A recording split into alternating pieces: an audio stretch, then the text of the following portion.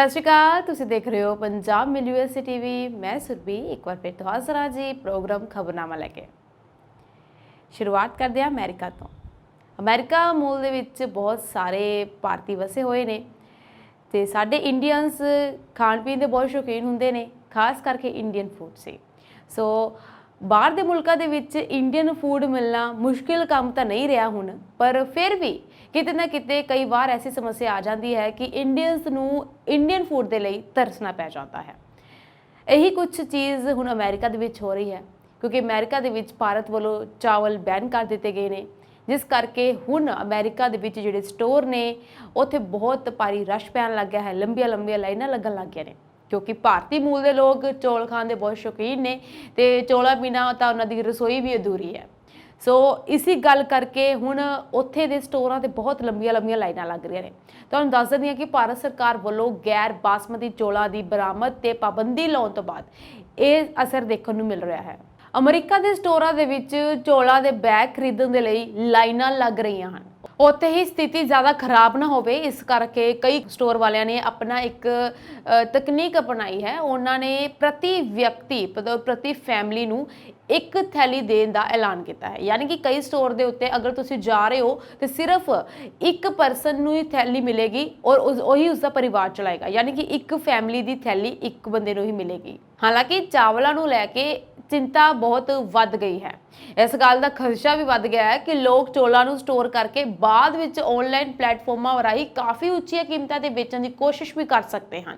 ਇਸ ਕਰਕੇ ਇਹ ਨਿਯਮ ਜਿਹੜਾ ਉਹਨਾਂ ਨੇ ਆਪਣੇ ਲਈ ਬਣਾਇਆ ਹੈ ਕਿ ਇੱਕ ਚੌਲਾਂ ਦੀ ਥੈਲੀ ਸਿਰਫ ਇੱਕ ਪਰਿਵਾਰ ਨੂੰ ਦਿੱਤੀ ਜਾਵੇ, ਤਾਂ ਕਿ ਲੋਕ ਇਸ ਨੂੰ ਖੁਦ ਸਟੋਰ ਕਰਕੇ ਹੀ ਇਸ ਨੂੰ ਵੇਚਣਾ ਸ਼ੁਰੂ ਨਾ ਕਰ ਦੇਣ ਔਰ ਇਸ ਤੋਂ ਬਹੁਤ ਵੱਡਾ ਮੁਨਾਫਾ ਨਾ ਕਮਾਉਣ ਲੱਗ ਜਾਣ। ਅਮਰੀਕਾ ਦੇ ਸਟੋਰਾਂ ਦੇ ਕਈ ਵੀਡੀਓਜ਼ ਵੀ ਹੁਣ ਸਾਹਮਣੇ ਆ ਰਹੇ ਨੇ। ਸੋਸ਼ਲ ਮੀਡੀਆ ਤੇ ਲਗਾਤਾਰ ਇਹ ਵੀਡੀਓਜ਼ ਵਾਇਰਲ ਹੋ ਰਹੇ ਨੇ, ਜਿੱਥੇ ਚੌਲਾਂ ਦੀ ਥੈਲੀ ਖਰੀਦਣ ਦੇ ਲਈ ਲੋਕਾਂ ਦੀ ਭਾਰੀ ਭੀੜ ਜਿਹੜੀ ਲੱਗੀ ਹੋਈ ਹੈ ਔਰ ਅਮਰੀਕਾ ਦੇ ਵਿੱਚ ਵੱਡੇ ਪੈਮਾਨੇ ਤੇ ਭਾਰਤੀ ਰਹਿੰਦੇ ਹਨ ਅਤੇ ਬਿਨਾਂ ਚੌਲਾਂ ਦੇ ਭਾਰਤੀਆਂ ਦੀ ਰਸੋਈ ਅਧੂਰੀ ਹੈ। ਜਿਵੇਂ ਮੈਂ ਪਹਿਲਾਂ ਕਿਹਾ, ਇਹੀ ਕਾਰਨ ਹੈ ਕਿ ਜਿਵੇਂ ਹੀ ਭਾਰਤ ਦੇ ਗੈਰ ਬਾਸਮਤੀ ਚੌਲਾਂ ਦੀ ਬਰਾਮਦ ਤੇ ਬੈਨ ਦੀ ਖਬਰ ਫੈਲੀ, ਲੋਕ ਸਟੋਰਾਂ ਵੱਲ ਨੂੰ ਟੁੱਟ ਪਏ ਅਤੇ ਚੌਲਾਂ ਦੀਆਂ ਬੋਰੀਆਂ ਗੱਡੀਆਂ ਦੇ ਵਿੱਚ ਭਰ ਕੇ ਘਰ ਨੂੰ ਲਿਜਾਣ ਲੱਗੇ। ਭਾਰਤ ਦੀ ਇਸ ਪਾਬੰਦੀ ਦੇ ਨਾਲ ਅਮਰੀਕੀ ਸਟੋਰ ਮਾਲਕਾਂ ਦੀ ਤਾਂ ਚਾਂਦੀ ਹੋ ਗਈ, ਕਿਉਂਕਿ ਉਹਨਾਂ ਦੇ ਲਈ ਇਹ ਬਹੁਤ ਵੱਡਾ ਮੁਨਾਫਾ ਸੀਗਾ। ਉਹਨਾਂ ਨੇ ਇਸ ਚੀਜ਼ ਤੋਂ ਬਹੁਤ ਮੁਨਾਫਾ ਕਮਾਇਆ ਤੇ ਹਾਲੇ ਕਮਾ ਰਹੇ ਨੇ, ਕਿਉਂਕਿ ਚੌਲਾਂ ਦੀ ਕੀਮਤ ਇੱਕਦਮ ਵਧਣ ਦੇ ਕਾਰਨ ਤੇ ਉਸਦੀ ਡਿਮਾਂਡ ਵਧਣ ਦੇ ਕਾਰਨ ਉੱਥੇ ਦੇ ਸਟੋਰ ਮਾਲਕਾਂ ਨੂੰ ਇਸ ਚੀਜ਼ ਦਾ ਬਹੁਤ ਵੱਡਾ ਫਾਇਦਾ ਹੋਇਆ ਹੈ। ਤੁਹਾਨੂੰ ਇਹ ਵੀ ਦੱਸ ਦਿੰਦੇ ਆ ਕਿ ਸਾਡਾ ਭਾਰਤ ਦੇਸ਼ ਦੁਨੀਆ ਦੇ 100 ਤੋਂ ਵੱਧ ਦੇਸ਼ਾਂ ਨੂੰ ਚੌਲਾਂ ਦੀ ਬਰਾਮਦ ਕਰਦਾ ਹੈ। ਭਾਰਤ 2012 ਤੋਂ ਚੌਲਾਂ ਦਾ ਸਭ ਤੋਂ ਵੱਡਾ ਬਰਾਮਦਕਾਰ ਬਣ ਗਿਆ ਹੈ। ਭਾਰਤ ਦੇ ਇਸ ਕਦਮ ਦੇ ਨਾਲ ਕਈ ਦੇਸ਼ਾਂ ਦੇ ਵਿੱਚ ਚੌਲਾਂ ਦਾ ਸੰਕਟ ਆ ਸਕਦਾ ਹੈ ਅਤੇ ਕੀਮਤਾਂ ਦੇ ਵਿੱਚ ਭਾਰੀ ਵਾਧੇ ਦੀਆਂ ਸੰਭਾਵਨਾਵਾਂ ਵੀ ਹਨ। ਕਿਹਾ ਵੀ ਜਾ ਰਿਹਾ ਹੈ ਕਿ ਭਾਰਤ ਸਰਕਾਰ ਕਣਕ ਅਤੇ ਦਾਲਾਂ ਦੀ ਕੀਮਤਾਂ ਨੂੰ ਕੰਟਰੋਲ ਕਰਨ ਦੇ ਲਈ ਕੁਝ ਸਖਤ ਕਦਮ ਵੀ ਚੁੱਕ ਸਕਦੀ ਹੈ। ਸੋ ਹੁਣ ਨਹੀਂ ਪਤਾ ਕਿ ਚੌਲਾਂ ਤੋਂ ਬਾਅਦ ਕਿਸ ਚੀਜ਼ ਦਾ ਨੰਬਰ ਆਵੇ, ਯਾਨੀ ਕਿ ਦਾਲ ਔਰ ਕਣਕ ਵੀ ਮਹਿੰਗੇ ਹੋ ਸਕਦੇ ਹਨ। ਫਿਲਹਾਲ ਤਾਂ ਚੌਲਾਂ ਕਰਕੇ ਸਾਰੇ ਪਾਸੇ ਚਿੰਤਾ ਵੱਧ ਚੁੱਕੀ ਹੈ। ਲੋਕ ਇਸ ਗੱਲ ਤੋਂ ਘਬਰਾ ਗਏ ਹਨ ਕਿ ਸ਼ਾਇਦ ਹੁਣ ਉਹਨਾਂ ਨੂੰ ਚੌਲ ਨਹੀਂ ਮਿਲ ਸਕਦੇ। ਇਸ ਬੈਨ ਦੇ ਨਾਲ ਅਮਰੀਕਾ ਦੇ ਵਿੱਚ ਤਾਂ ਹਫੜਾ ਤਫੜੀ ਮਚੀ ਹੀ ਹੈ। ਇਸ ਦੇ ਨਾਲ ਕਈ ਦੇਸ਼ਾਂ ਦੇ ਵਿੱਚ ਵੀ ਇਸ ਦਾ ਸੰਕਟ ਦੇਖਣ ਨੂੰ ਮਿਲ ਸਕਦਾ ਹੈ ਔਰ ਇਸ ਦੇ ਜਿਹੜੇ ਭਾਵ ਹੈ, ਯਾਨੀ ਕਿ ਇਸ ਦਾ ਰੇਟ ਹੈ, ਉਹ ਬਹੁਤ ਜਲਦ ਹੋਰ ਵੀ ਵੱਧ ਸਕਦਾ ਹੈ। ਇਹ ਸਾਰਾ ਸੰਕਟ ਉਹਨਾਂ ਨੂੰ ਹੈ ਜਿਹੜੇ ਭਾਰਤੀ ਆਪਣੇ ਇੰਡੀਆ ਤੋਂ ਵਿਦੇਸ਼ਾਂ ਦੇ ਵਿੱਚ ਜਾ ਕੇ ਵਸੇ। ਕਿਤੇ ਵੀ ਜਾਣ ਦੇ ਲਈ, ਇੱਕ ਦੇਸ਼ ਤੋਂ ਦੂਸਰੇ ਦੇਸ਼ ਜਾਣ ਦੇ ਲਈ ਅਸੀਂ ਹਵਾਈ ਜਹਾਜ਼ ਦਾ ਇਸਤੇਮਾਲ ਕਰਦੇ ਹਾਂ ਔਰ ਹਵਾਈ ਜਹਾਜ਼ ਰਾਹੀਂ ਜਾਂਦੇ ਹਾਂ, ਕਿਤੇ ਵੀ ਜਾਂਦੇ ਹਾਂ। ਅਗਰ ਇਦਾਂ ਹੋ ਜਾਵੇ ਕਿ ਸਾਡਾ ਜਹਾਜ਼ ਸਾਨੂੰ 1-2 ਘੰਟੇ ਤੱਕ ਪਹੁੰਚਾ ਦੇਵੇ। ਕਈ ਵਾਰ ਇਦਾਂ ਹੁੰਦਾ ਹੈ ਕਿ ਚਲੋ ਕਿਸੇ ਦੇਸ਼ ਨੂੰ ਜਾਣ ਨੂੰ 1 ਦਿਨ ਲੱਗ ਜਾਂਦਾ ਹੈ, ਕੁਝ ਘੰਟੇ ਵੀ ਲੱਗ ਸਕਦੇ ਨੇ, 2 ਦਿਨ ਵੀ ਲੱਗ ਸਕਦੇ ਨੇ। ਸੋ ਬਹੁਤ ਲੰਬਾ ਸਮਾਂ ਹੈ। ਇਸ ਨਾਲ ਬਹੁਤ ਸਾਡਾ ਸਮਾਂ ਵੀ ਬਰਬਾਦ ਹੋ ਜਾਂਦਾ ਹੈ ਸਿਰਫ ਔਰ ਸਿਰਫ ਸਫ਼ਰ ਦੇ ਵਿੱਚ। ਕਿ ਇਦਾਂ ਹੋ ਜਾਵੇ ਕਿ ਅਸੀਂ ਲੰਡਨ ਤੋਂ ਅਮਰੀਕਾ ਜਾਣਾ ਹੋਵੇ, ਅਮਰੀਕਾ ਤੋਂ ਕੈਨੇਡਾ ਜਾਣਾ ਹੋਵੇ ਤਾਂ ਸਿਰਫ 2-3 ਘੰਟੇ ਲੱਗਣ ਔਰ ਅਸੀਂ ਉੱਥੋਂ ਕੰਮ ਕਰਕੇ ਵਾਪਸ ਵੀ ਆ ਜਾਈਏ। ਬਹੁਤ ਸਾਰੇ ਲੋਕ ਨੇ ਜਿਹੜੇ ਅਮਰੀਕਾ ਕੈਨੇਡਾ ਦੇ ਵਿੱਚ ਵਸੇ ਹੋਏ ਨੇ ਔਰ ਅਮਰੀਕਾ ਕੰਮ ਕਰਨ ਜਾਂਦੇ ਨੇ, ਉਸ ਤੋਂ ਬਾਅਦ ਕੈਨੇਡਾ 'ਚ ਵਾਪਸ ਆਉਂਦੇ ਨੇ। ਜੋ ਕੈਨੇਡਾ ਦੇ ਵਿੱਚ ਰਹਿੰਦੇ ਨੇ ਉਹ ਅਮਰੀਕਾ ਜਾਂਦੇ, ਅਮਰੀਕਾ ਵਾਲੇ ਕੈਨੇਡਾ ਜਾਂਦੇ ਨੇ।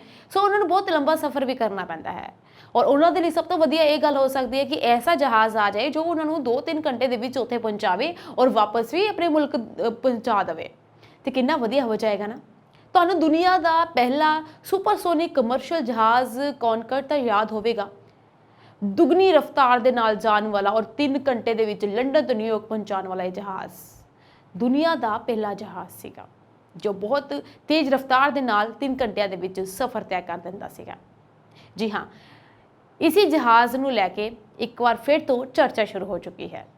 ਬਹੁਤ ਜਲਦ ਇसी ਤਰ੍ਹਾਂ ਦਾ ਜਹਾਜ਼ ਦੁਬਾਰਾ ਲਾਂਚ ਕੀਤਾ ਜਾ ਰਿਹਾ ਹੈ ਜੋ ਤੁਹਾਨੂੰ ਤੁਹਾਡੀ ਮੰਜ਼ਿਲ ਤੱਕ ਕੁਝ ਹੀ ਘੰਟਿਆਂ ਤੱਕ ਪਹੁੰਚਾ ਦੇਗਾ और ਤੁਹਾਡਾ ਸਮਾਂ ਵੀ ਬਚ ਜਾਵੇਗਾ। ਸਭ ਤੋਂ ਪਹਿਲੇ ਜਹਾਜ਼ ਦੀ ਰਫ਼ਤਾਰ ਦੀ ਗੱਲ ਕਰਾਂ ਤਾਂ ਉਹ 2172 ਕਿਲੋਮੀਟਰ ਪ੍ਰਤੀ ਘੰਟਾ ਸੀ, ਪਰ ਇਸ ਦੇ ਰੱਖ ਰਖਾਅ ਦਾ ਖਰਚਾ ਇੰਨਾ ਜ਼ਿਆਦਾ ਸੀ ਕਿ ਇਸ ਨੂੰ ਸੰਭਾਲਣਾ ਮੁਸ਼ਕਿਲ ਹੀ ਹੋ ਗਿਆ ਸੀ।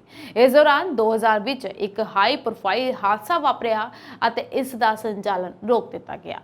ਹੁਣ ਲਗਭਗ 20 ਸਾਲਾਂ ਬਾਅਦ ਯਾਨੀ ਕਿ 2000 ਤੋਂ ਲੈ ਕੇ 2023 ਤੱਕ ਇਸ ਦੇ ਉੱਪਰ ਦੁਬਾਰਾ ਚਰਚਾ ਕੀਤੀ ਜਾ ਰਹੀ ਹੈ ਔਰ ਇਸ ਨੂੰ ਦੁਬਾਰਾ ਬਣਾਉਣ ਦੀ ਗੱਲ ਵੀ ਕਹੀ ਜਾ ਰਹੀ ਹੈ।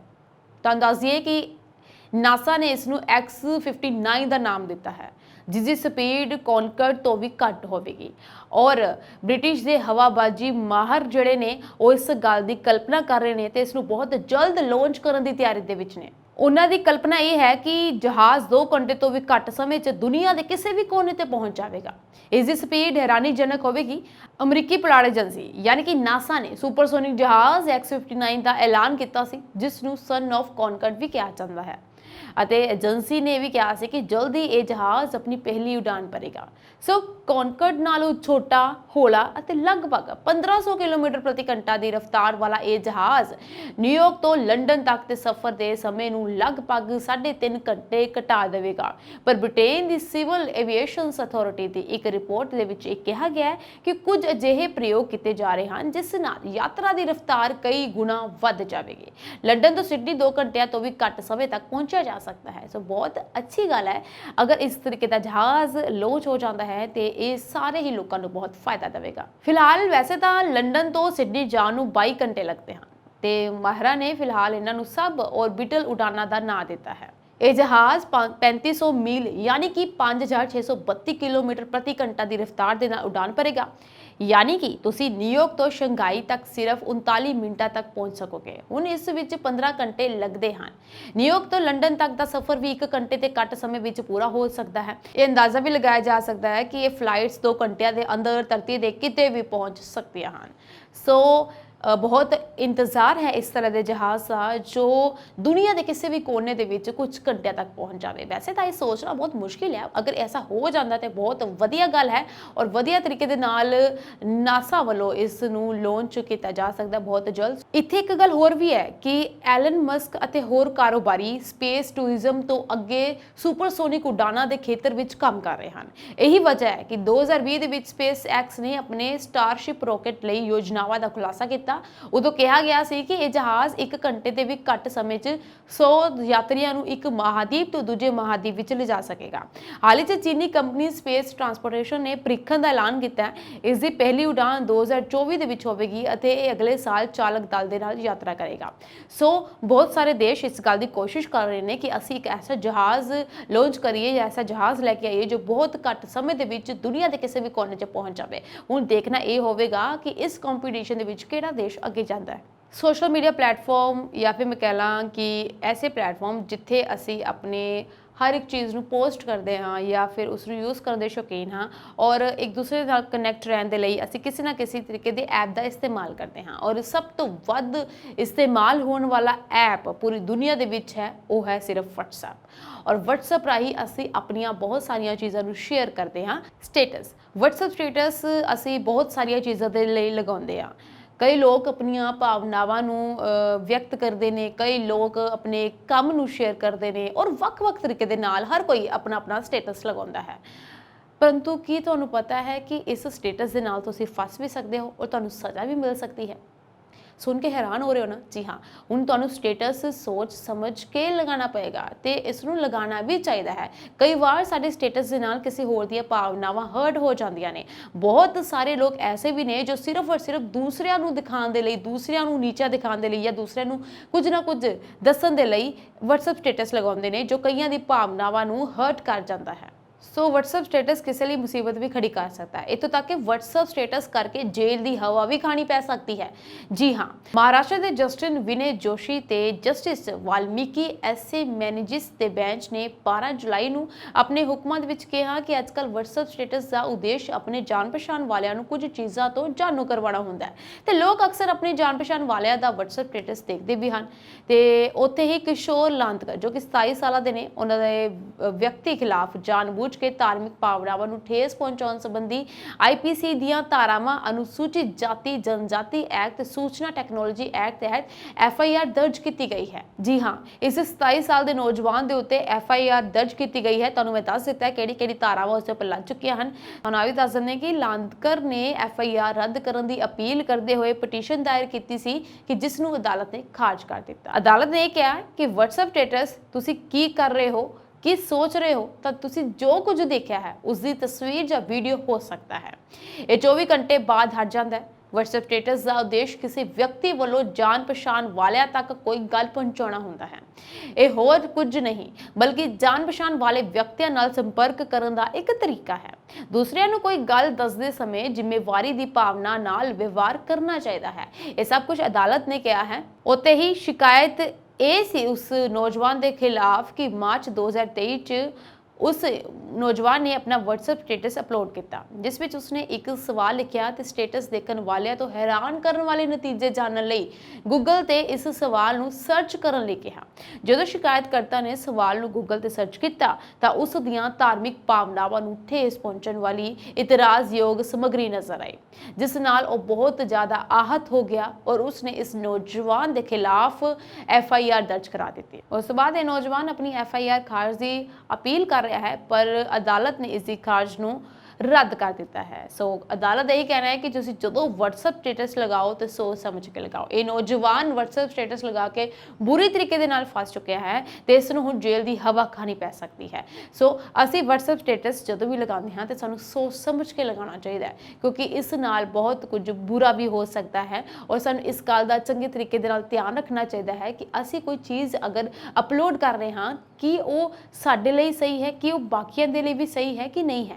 सिर्फ और सिर्फ अपना ही सोच के सानू ऐसियां चीज़ां अपलोड नहीं करनियां चाहिए जो बाकियां दी धार्मिक भावनावां नूं हर्ट करे।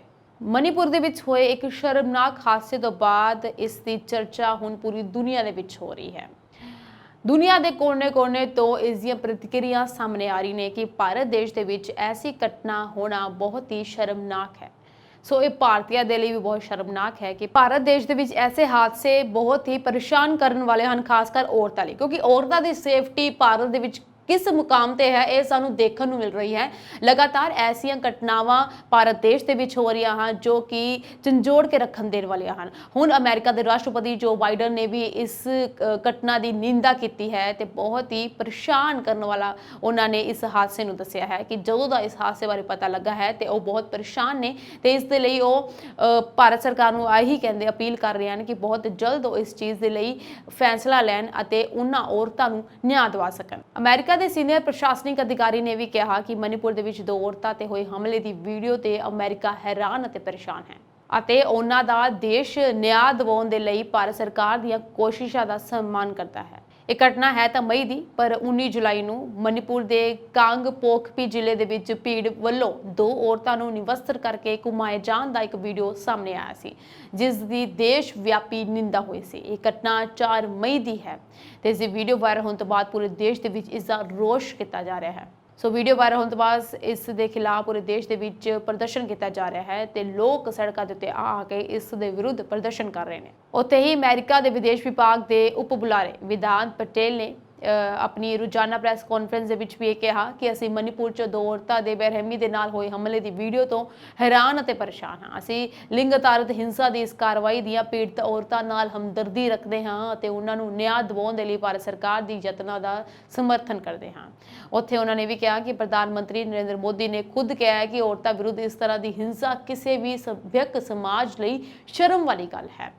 जिवें कि असी पहला ही कहा है कि असी मणिपुर दे विच हिंसा ते शांतिमई ते समावेशी हल नूं उत्साहित करते हाँ ਅਤੇ ਅਧਿਕਾਰੀਆਂ ਨੂੰ ਮਨੁੱਖੀ ਲੋੜਾਂ ਨੂੰ ਪੂਰਾ ਕਰਨ ਅਤੇ ਸਾਰੇ ਸਮੂਹਾਂ ਦੇ ਜੀਵਨ ਅਤੇ ਸੰਪत्ति ਦੀ ਰੱਖਿਆ ਕਰਨ ਲਈ ਕੰਮ ਕਰਨ ਦਾ ਸੱਦਾ ਦਿੰਦੇ ਹਨ। ਤੁਹਾਨੂੰ ਦੱਸ ਦਈਏ ਕਿ ਮਨੀਪੁਰ ਦੇ ਵਿੱਚ ਪਿਛਲੇ ਕੁਝ ਮਹੀਨਿਆਂ ਤੋਂ ਹਿੰਸਾ ਚੱਲ ਰਹੀ ਹੈ ਔਰ ਇਸੇ ਹਿੰਸਾ ਦੇ ਸ਼ਿਕਾਰ ਬਹੁਤ ਸਾਰੇ ਲੋਕ ਹੋਏ ਨੇ ਔਰ ਇਹ 2 ਔਰਤਾਂ ਨੂੰ ਇਸ ਹਾਦਸੇ ਦਾ ਸ਼ਿਕਾਰ ਹੋਣਾ ਪਿਆ ਹੈ, ਜੋ ਕਿ ਬਹੁਤ ਹੀ ਘਿਨੌਣਾ ਔਰ ਝੰਜੋੜ ਕੇ ਰੱਖਣ ਦੇਣ ਵਾਲਾ ਹੈ। ਸੋ ਮਨੀਪੁਰ ਦੇ ਵਿੱਚ ਹਾਲੇ ਤੱਕ ਮਾਮਲਾ ਸ਼ਾਂਤ ਨਹੀਂ ਹੋਇਆ ਹੈ, ਲਗਾਤਾਰ ਉੱਥੇ ਦੰਗੇ ਹੋ ਰਹੇ ਨੇ, ਹਿੰਸਾ ਹੋ ਰਹੀ ਹੈ ਔਰ ਬਹੁਤ ਜਲਦ ਇਸ ਮਾਮਲੇ ਦੇ ਵਿੱਚ ਉਹਨਾਂ ਔਰਤਾਂ ਨੂੰ ਨਿਆਂ ਮਿਲ ਸਕੇਗਾ। ਇਸ ਗੱਲ ਬਾਰੇ ਚਰਚਾ ਵੀ ਕੀਤੀ ਜਾ ਰਹੀ ਹੈ, ਪਰ ਕਦੋਂ ਤੱਕ ਉਹਨਾਂ ਔਰਤਾਂ ਨੂੰ ਨਿਆਂ ਮਿਲੇਗਾ ਇਸ ਬਾਰੇ ਕੁਝ ਨਹੀਂ ਪਤਾ। ਫਿਲਹਾਲ ਔਰਤਾਂ ਦੇ ਨਾਲ ਦਰਿੰਦਗੀ ਕਰਨ ਵਾਲੇ ਕੁਝ ਨੌਜਵਾਨਾਂ ਨੂੰ ਗ੍ਰਿਫਤਾਰ ਵੀ ਕਰ ਲਿਆ ਗਿਆ ਹੈ, ਕੁਝ ਦੀ ਭਾਲ ਜਾਰੀ ਹੈ। ਤੁਹਾਨੂੰ ਦੱਸ ਦਈਏ ਕਿ ਉਸ ਭੀੜ ਦੇ ਵਿੱਚ 1000 ਤੋਂ ਵੀ ਵੱਧ ਲੋਕ ਸ਼ਾਮਿਲ ਸੀ ਜਦੋਂ ਇਸ ਘਟਨਾ ਦੀ ਵੀਡੀਓ ਸਾਹਮਣੇ ਆਈ। ਸੋ ਹਰ ਇੱਕ ਵਿਅਕਤੀ ਦੀ ਪਛਾਣ ਕੀਤੀ ਜਾ ਰਹੀ ਹੈ ਔਰ ਇਸ ਪਛਾਣ ਤੋਂ ਬਾਅਦ ਇਹਨਾਂ ਨੂੰ ਸਜ਼ਾ ਵੀ ਦਿੱਤੀ ਜਾਵੇਗੀ। ਫਿਲਹਾਲ ਲੋਕਾਂ ਦਾ ਇਹ ਕਹਿਣਾ ਹੈ ਕਿ ਇਹਨਾਂ ਮੁਲਜ਼ਮਾਂ ਨੂੰ ਫਾਂਸੀ ਦੀ ਸਜ਼ਾ ਦਿੱਤੀ ਜਾਣੀ ਚਾਹੀਦੀ ਹੈ। ਹੁਣ ਭਾਰਤ ਸਰਕਾਰ ਕੀ ਫੈਸਲਾ ਲੈਂਦੀ ਹੈ ਇਹ ਤਾਂ ਹੁਣ ਆਉਣ ਵਾਲੇ ਸਮੇਂ 'ਚ ਪਤਾ ਲੱਗੇਗਾ। ਅੱਜ ਦੇ ਪ੍ਰੋਗਰਾਮ ਖਬਰਨਾਮਾ ਦੇ ਵਿੱਚ ਫਿਲਹਾਲ ਇੰਨਾ ਹੀ। ਮੈਨੂੰ ਦਿਓ ਇਜਾਜ਼ਤ। ਬਹੁਤ ਬਹੁਤ ਧੰਨਵਾਦ।